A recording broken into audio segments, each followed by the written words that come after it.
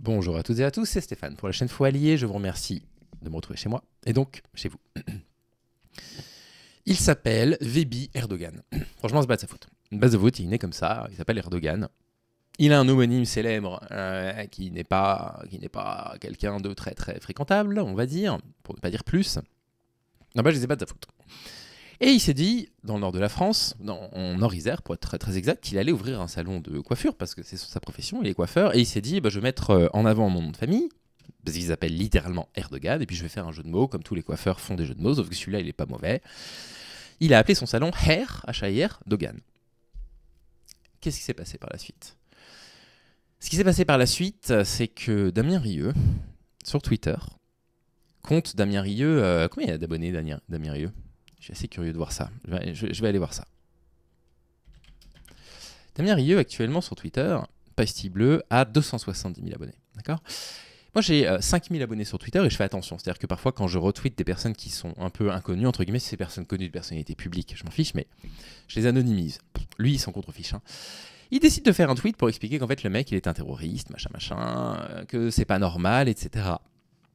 Et le mec subit, du coup, des pressions complètement dingues. On va regarder un petit reportage de BFM TV qui dure 2 minutes 5 à ce sujet-là. Et vous allez voir qu'il subit ce que absolument tous les militants de gauche subissent également dans leur vie. Donc quand l'extrême droite se met à dos contre vous, bon courage, très sincèrement. Et donc on va voir ce petit reportage. Donc, hop là. Un coiffeur du Nord-Isère menacé. Dans la rue de la Libération de Bourgoin-Jallieu, le nom de ce salon de coiffure a enflammé les réseaux sociaux. Erdogan, en référence, selon les internautes, au président turc Recep Tayyip Erdogan. Et là déjà, vous voyez le mécanisme de la rumeur. Le mécanisme de la rumeur, qui dit quoi ? Qui dit qu'en fait, il n'y a pas besoin d'avoir la vérité. La vérité, on s'en fiche un petit peu. En fait, ce qui est important, c'est de pouvoir attaquer des gens sur des symboles.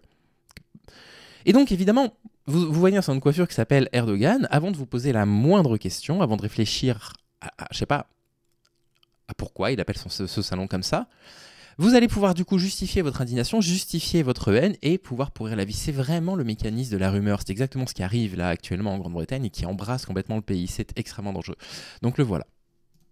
Tout a commencé par ce tweet de Damien Rieu, un militant d'extrême droite, montrant la devanture de l'enseigne.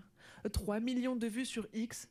Depuis... Voilà, donc coiffeur turc avec la photo Erdogan, et puis vous avez dans les commentaires du tweet, qui est toujours présent à l'heure à laquelle je tourne la vidéo, tous les trucs dont je vous ai parlé, à savoir c'est un terroriste, il vend de la drogue, il blanchit de l'argent, etc. Donc voilà, il y a eu une campagne de diffamation menée contre lui. Et comment ils s'en sont pris à lui d'après vous ? D'après vous, eh ben, ils vont faire exactement ce que beaucoup de personnes font, vous allez avoir la réponse tout de suite. Les commentaires s'enchaînent sur les réseaux sociaux, accusant même le gérant de trafic de drogue et de blanchiment d'argent. Certainement une cage pour les islamistes. Salon mal fréquenté, si le blanchiment il y a, ça n'est pas du côté de la clientèle. Ils font ce qu'on appelle un review bombing négatif, bien évidemment. Alors le review bombing, c'est un truc qui est absolument caractéristique des réactionnaires et de l'extrême droite.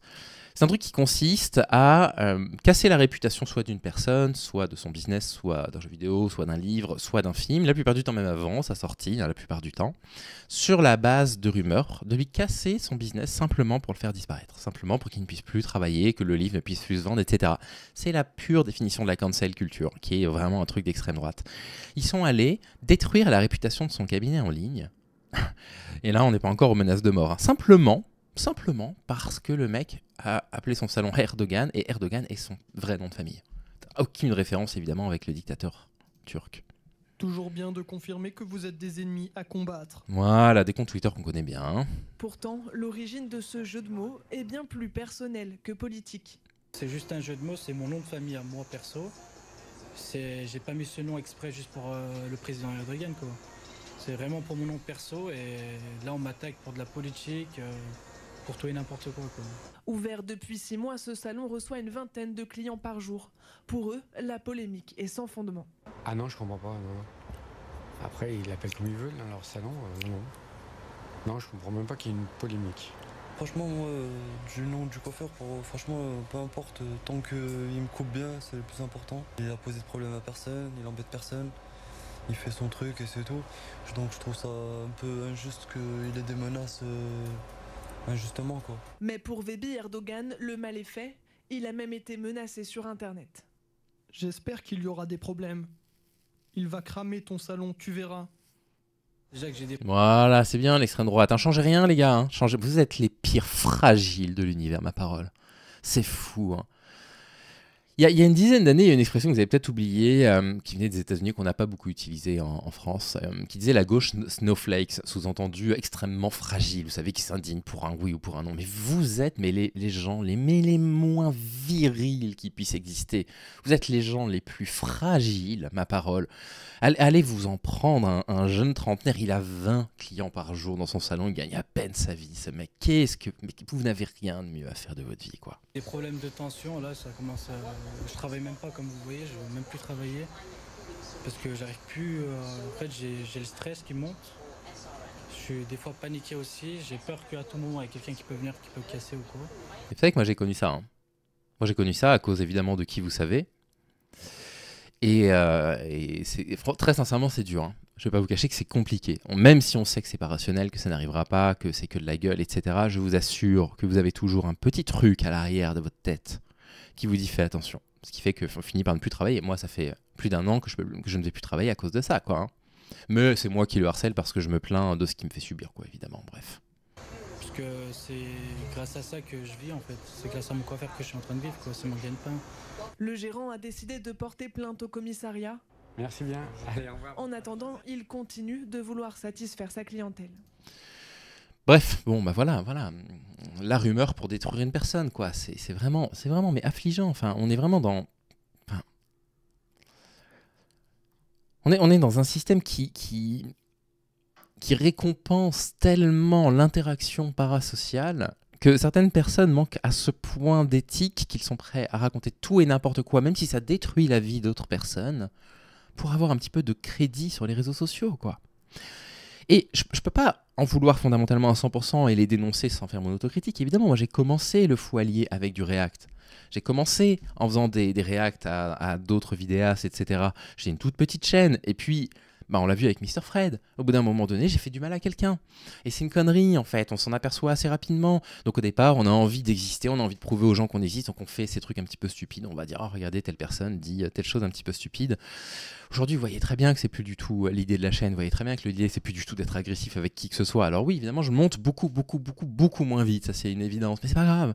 C'est pas grave. La chaîne, elle augmente tranquillement à son propre rythme. Si elle s'arrête un jour à 11 000, bah, c'est très bien. Moi, je serai très fier de moi. Je continuerai à travailler avec le public que j'ai aujourd'hui. Je suis très content que vous soyez là. J'ai pas besoin d'en avoir 10 fois plus. Mais vous voyez, en fait, comment ces personnes-là sont obligées de, en voulant créer de l'indignation, en voulant créer du clic, en voulant créer du parasocial permanent et en montrant que eux sont des personnes importantes parce que regardez le nombre de personnes qu'ils ont, le nombre d'abonnés qu'ils ont. Ils sont prêts à détruire la vie de certaines personnes et ils s'en contrefichent. Et après, au tribunal, parce que c'est les plus fragiles de l'univers, ils pleurent toutes les larmes de leur corps. Allez dans vos tribunaux, je vous l'ai déjà dit plein de fois, allez voir des procès dans vos tribunaux, allez voir comment la justice est rendue, c'est très intéressant, c'est même démocratique que de le faire, et allez les voir, allez dans les chambres qui gèrent justement les infractions au code civil ou au code pénal en ce qui concerne les médias, les harcèlements, allez voir comment les harceleurs qui jouent les gros bras sur Internet sont des petits enfants devant les juges et sont en mode « je savais pas, je m'étais pas rendu compte, je suis tellement désolé », ça marche pas, c'est trop tard. C'est trop tard devant les juges. Et au contraire, ça a même tendance à les énerver. Bref, moi je les supporte plus parce qu'ils foutent la vie de certaines personnes en l'air. Et c'est dangereux en plus de ça. C'est dangereux parce qu'un jour il y aura la rumeur de trop qui, comme en Angleterre, fera que le pays va s'embraser. Et c'est inquiétant, c'est vraiment inquiétant parce qu'on a déjà des milices fascistes qui se disent fascistes avec des slogans fascistes, avec des tatouages nazis, je veux dire, ils le revendiquent, qui défilent dans les rues, les préfectures n'interdisent pas ce genre de défilé, et ça va dégénérer un jour, et c'est assez inquiétant je trouve. Bref, soutien à ce pauvre monsieur là qui est absolument pour rien. En attendant, bah écoutez, prenez soin de vous, on se retrouve dans quelques jours, j'espère que tout va bien pour vous, bonnes vacances si vous êtes en vacances, à bientôt.